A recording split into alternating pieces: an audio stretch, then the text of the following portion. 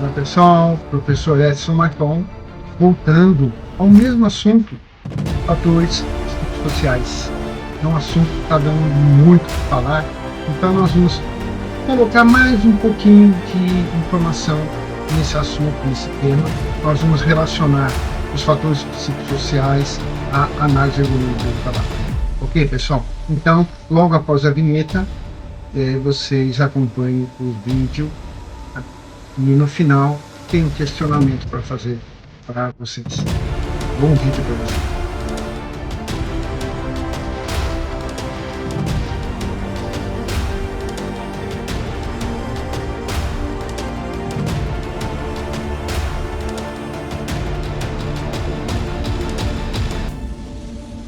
Tá, gente, hoje nós vamos falar de como os fatores psicossociais eles estão dentro da análise ergonômica. Como é que nós devemos tratar a análise ergonômica levando em consideração os fatores psicossociais.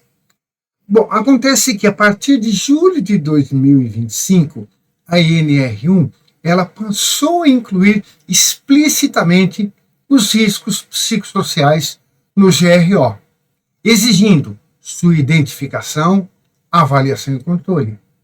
Esses riscos envolvem a organização do trabalho, as relações interpessoais, o conteúdo das tarefas e o contexto em que as atividades são realizadas, podendo afetar a saúde mental e o bem-estar dos trabalhadores.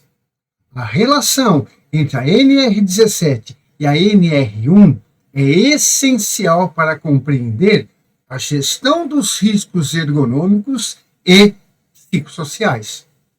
Enquanto a NR17 orienta a análise das condições ergonômicas, a NR1 estrutura a gestão dos riscos ocupacionais, incluindo aí os fatores psicossociais. Na prática, esse processo começa lá no PGR, no Programa de Gerenciamento de Riscos, que funciona como um plano contínuo para identificar, avaliar e controlar os perigos. A ergonomia deve estar integrada a esse processo de forma preventiva. Além da atuação preventiva, a necessidade da elaboração da análise ergonômica do trabalho pode ser acionada por alguns sinais de alerta, como, por exemplo, queixas recorrentes de dores dos trabalhadores, aumento de atendimentos no ambulatório, fiscalizações com identificação de irregularidades, e até exigências previstas em ações sindicais. Ainda é comum limitar a ergonomia à adaptação física do trabalho ao trabalhador. Nesta visão, a análise se concentra no mobiliário, nos equipamentos, na antropometria, na postura e nas atividades que envolvem levantamento ou transporte de peso. Embora esses aspectos sejam importantes, muitas empresas investem apenas nessa dimensão física e deixam em segundo plano elementos essenciais da ergonomia cognitiva. Um exemplo para ajudar a ilustrar essa limitação. Em um escritório, um profissional trabalha em uma cadeira, em uma mesa, os dois ergonômicos, ambas ajustáveis. O monitor ele está posicionado na altura e na distância adequadas. A iluminação atende às normas, não tem reflexo, não tem ofuscamento.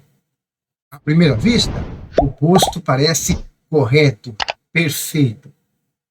Mesmo assim, depois de alguns meses, esse profissional ele é afastado por esgotamento crônico, fortes dores lombares, tendinite. A cadeira estava adequada. A mesa não apresentava falhas e o ambiente físico parecia apropriado. O problema, portanto, não estava apenas no posto físico de trabalho. Na maioria das vezes, o adoecimento está associado a fatores menos visíveis, como, por exemplo, metas abusivas, pressão constante por produtividade, controle e monitoramento da produtividade, organização do trabalho que sobrecarrega o corpo e a mente, ritmo de trabalho intenso, conflitos interpessoais ou então o assédio no ambiente de trabalho, jornadas prolongadas, trabalho em turno, trabalho noturno, insegurança no emprego ou então pouca clareza sobre as funções e as suas responsabilidades, baixo apoio da liderança e dos colegas. Esses fatores geram tensão contínua, afetando músculos, sistema nervoso e o desempenho cognitivo. Por isso, a grande ilusão da segurança do trabalho moderna é acreditar que mobiliário caro, por si só, resolve a complexidade da saúde ocupacional. A ergonomia não se limita ao aspecto físico e estático do posto de trabalho. Ela também envolve processos neurológicos, gestão do tempo, organização das atividades e relações de poder dentro da empresa. Numa avaliação das atividades, não basta considerar apenas o nome do cargo informado pela organização ou aquele que está registrado lá no GRO. Essa identificação pode esconder diferenças relevantes entre as tarefas realmente executadas. Quando a análise se apoia apenas no organograma ou na descrição formal da função, ela perde consistência técnica e pode deixar de identificar riscos importantes. Na saúde e segurança do trabalho, um mesmo cargo pode reunir atividades muito diferentes e expor trabalhadores a fatores antiergonômicos variados. Por isso, a avaliação deve observar o trabalho real, levando em consideração as tarefas efetivamente realizadas, as exigências físicas e as cognitivas, o ritmo de trabalho, as condições de execução, a organização das atividades. Sem essa análise concreta, as conclusões podem se tornar subjetivas e gerar recomendações inadequadas para situações distintas, mesmo quando o nome da função é o mesmo. Nesse contexto, a análise ergonômica do trabalho deve ser tratada como um instrumento técnico, estruturado e voltado à proteção da saúde humana, e não como um documento baseado em percepções subjetivas.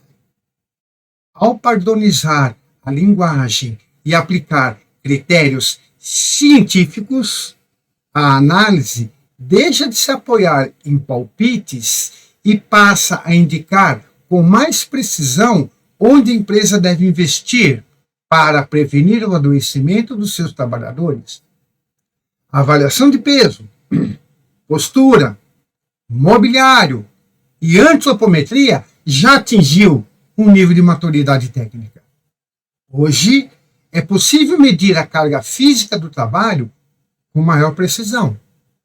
No entanto, com a inclusão dos fatores psicossociais, a ergonomia ampliou seu campo de análise, especialmente em um cenário no qual o trabalho do século XXI é cada vez mais digital, cognitivo e mental.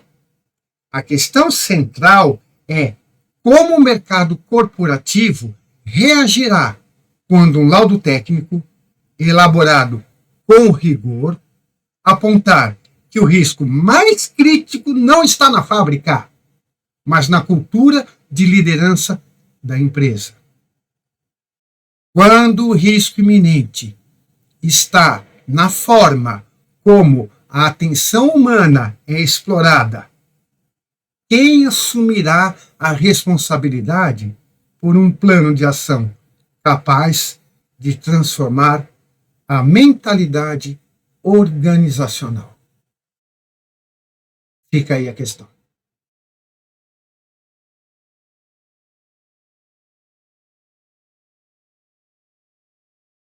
E antes de interrompermos, lógico, recadinho de sempre. Se inscreve no canal, clica no sininho para receber notificações. A gente agradece o seu apoio. Até mais.